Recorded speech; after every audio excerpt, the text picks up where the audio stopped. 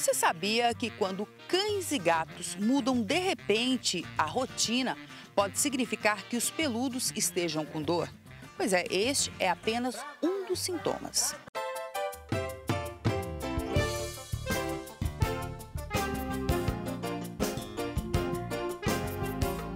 A Daiane é dona da Maria Flor, uma Beagle de 5 meses, que tinha um comportamento, vamos dizer, estranho quando chegou aqui. Que comportamento era esse, Daiane? Isso, quando ela chegou, né, a gente notou que ela ficava chacoalhando muito a cabecinha. Chacoalhava e com o tempo ela passou a esfregar, coçava, enfiava a mãozinha dentro da orelhinha, né? E isso a gente pensou que era graça no começo, né? Mas a gente acabou percebendo que não era só graça, porque ela fazia muito e cada vez foi aumentando isso, né? Mas então isso durou mais ou menos quanto tempo? Isso durou mais ou menos umas 3 semanas, né? Em 3 semanas ela coçando, né? Daí que a gente decidiu procurar um veterinário. E aí, vocês descobriram o quê? Que ela tava com dor de ouvido. Ela tava sofrendo e a gente achando que ela tava fazendo graça pra gente. Mas aí foi um tratamento super simples. Isso, ele passou uma pomadinha, né? Pediu pra gente ficar com atenção também, pra que quando ela chacoalha o ouvido, né, coce muito, é porque alguma coisa de errado tem, né? Tem algumas dores que elas podem acontecer com frequência e nem sempre a gente presta atenção. Por exemplo, uma dor de ouvido. É uma dor que incomoda bastante, né? Alguns casos confundem-se só com uma coceira, um prurido, mas a dor de ouvido incomoda, geralmente o animal fica com a cabeça mais inclinada ou realmente incomodando com a pata, se esfregando a cabeça no chão. Então isso tem que ser avaliado para ver até que ponto isso é só um incômodo, uma alergia, ou realmente se tem uma infecção provocando uma dor. Muitas vezes nem visível mas uma dor interna que incomoda muito o animal. Os sintomas variam muito de acordo com o local da dor, né? Muitas vezes, se é uma dor localizada nos membros, ele pode ficar lambendo as patas, ou uma leve claudicação, né, mancando um pouco, ou até incômodos, realmente. Ele começa a ficar mais parado, mais quieto. Quando a dor é mais interna, abdominal, ele pode ter contrações da barriga, também ficar olhando, às vezes, para a região do abdômen ou da região que dói, né? Andar encurvado. Muitas vezes é muito comum também, arqueado, as dores tanto do abdômen quanto da coluna.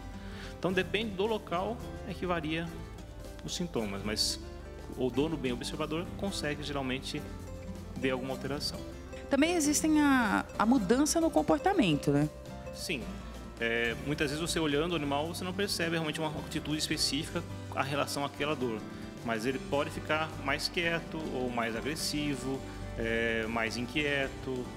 O dono bem que observa com frequência, o animal sabe o que é o normal dele, percebe geralmente esse tipo de atitude. Quando o animal realmente fica no fundo do quintal, um pouco mais abandonado, uma coisa, nem sempre o dono está acostumado com aquele comportamento e passa despercebido, mas por isso que é importante sempre acompanhar o seu animal de perto e para acostumar os seus dia a dia, como é que ele se comporta, para saber qual é a alteração, para indicar alguma alteração, um sintoma de dor ou coisa específica.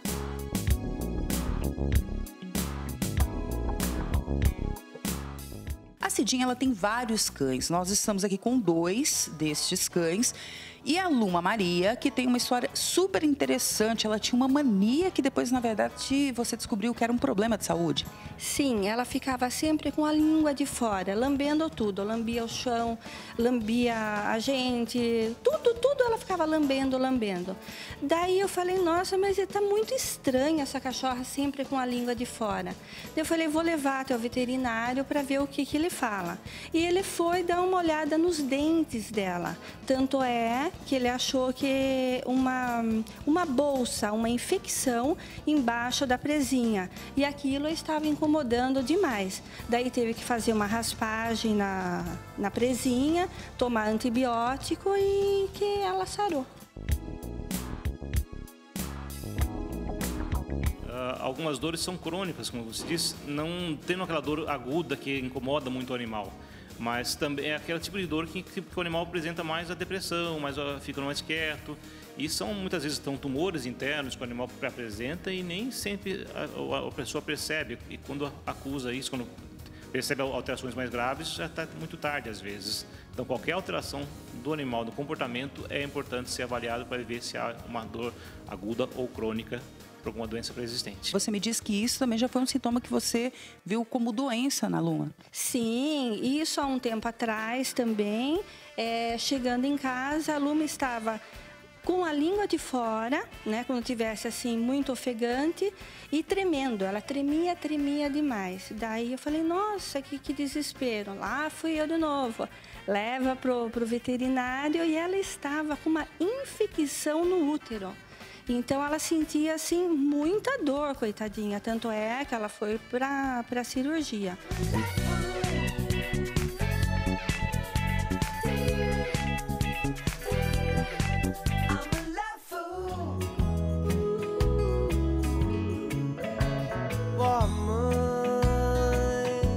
Ó mãe natureza, ela tem a beleza que a mãe natureza criou. Quem vai explicar melhor pra gente é a Valéria, que é bióloga. Valéria, quais animais a gente pode encontrar no jardim? Nossa, em um jardim, que é um ambiente ecológico maravilhoso, nós podemos encontrar muitos animais, né? Nós dizemos que o jardim ele é um ecossistema também, assim como outros mais comuns que as pessoas conhecem. Como, por exemplo, você fala a floresta amazônica é um ecossistema, a Mata Atlântica é um ecossistema, mas um jardim também é um ecossistema, um ambiente onde você encontra várias formas de vida. Vou mostrar os lindos rios de águas claras e as belezas raras do nosso luar.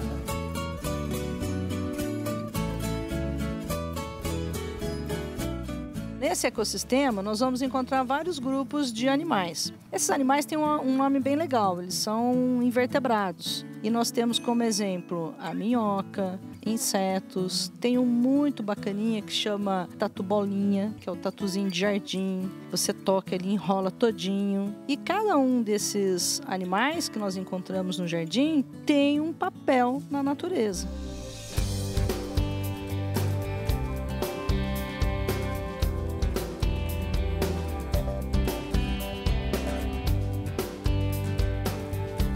Por que eles são importantes?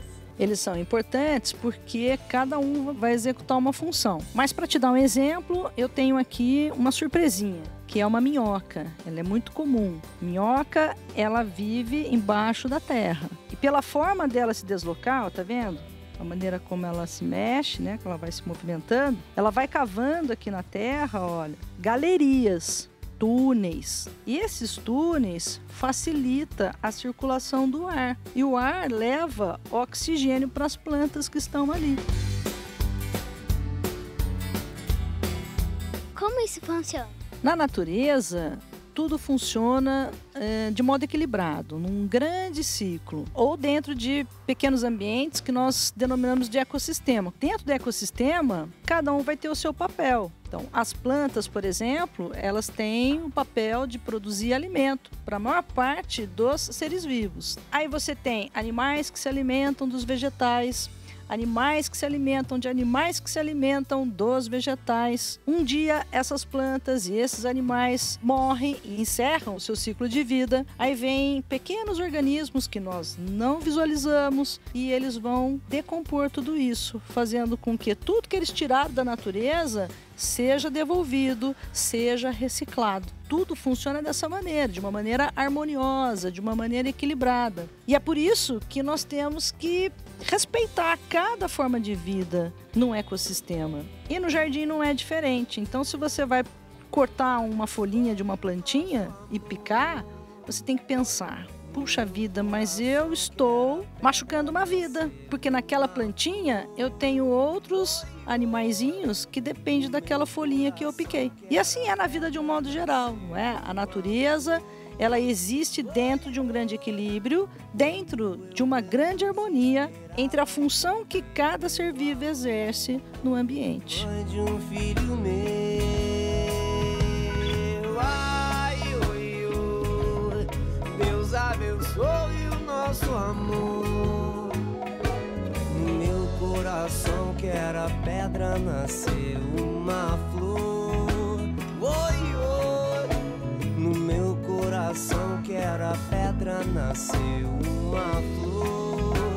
Oi, oi, menos esperava encontrei.